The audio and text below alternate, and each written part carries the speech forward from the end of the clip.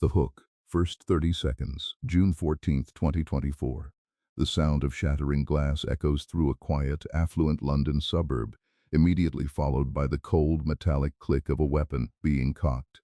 Inside the house, the victim is forced onto their knees, the terror of a violent home invasion suddenly replacing the digital security of their offshore bank account.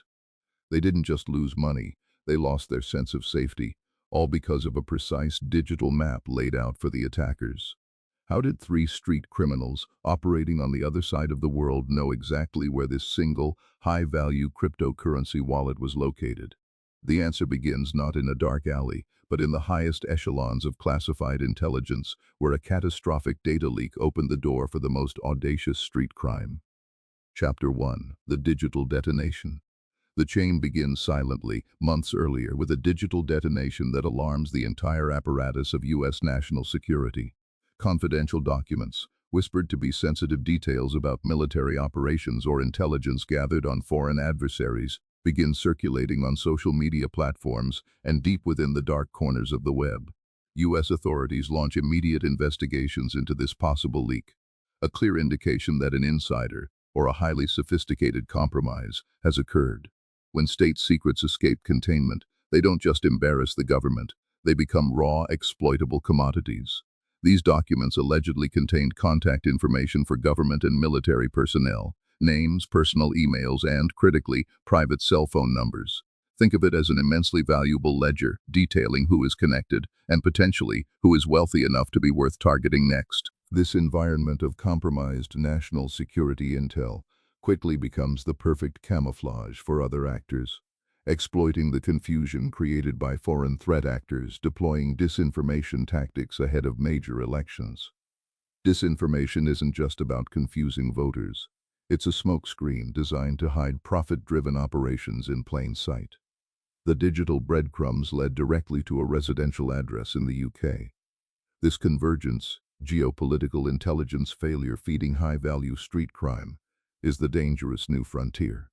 Chapter 2. Mapping the target.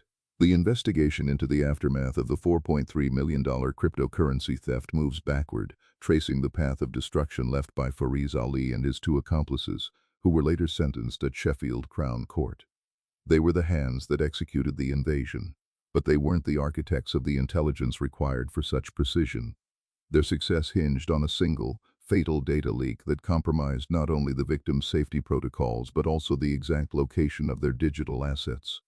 We see the digital evidence analyzed, glowing cryptocurrency wallet code pulsing next to a schematic of a suburban house floor plan.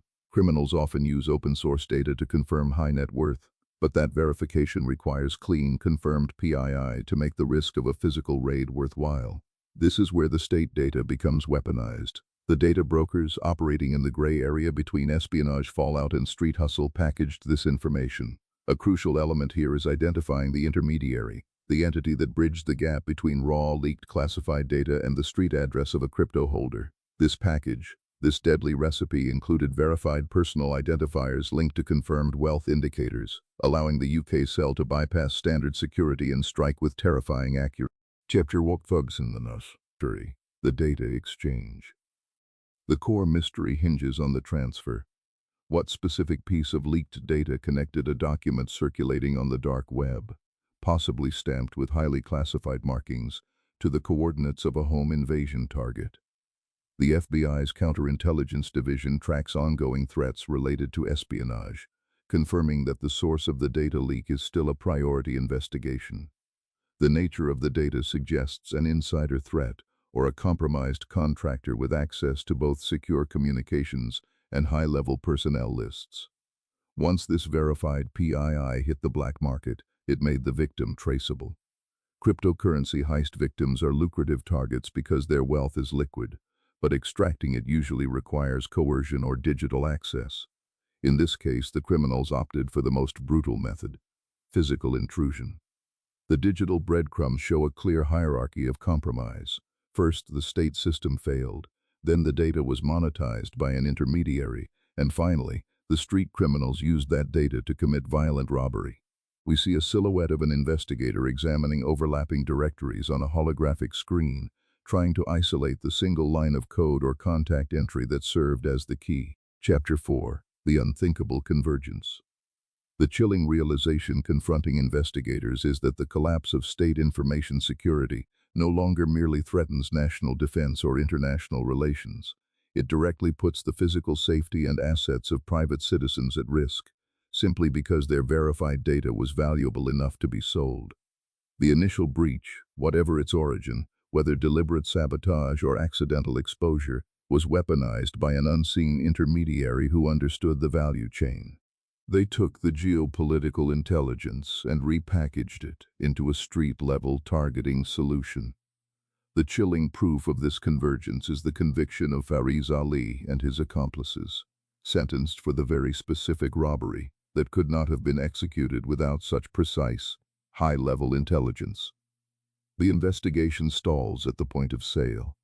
The identity of the data broker or the specific server that facilitated the transaction between the geopolitical leak and the violent criminal enterprise. The path is clear. State secret exposure led to data monetization, which directly enabled targeted high-value street crime. We are left staring at the silence where the intermediary's name should be. The digital security failure of a government has become the immediate physical threat to a private home.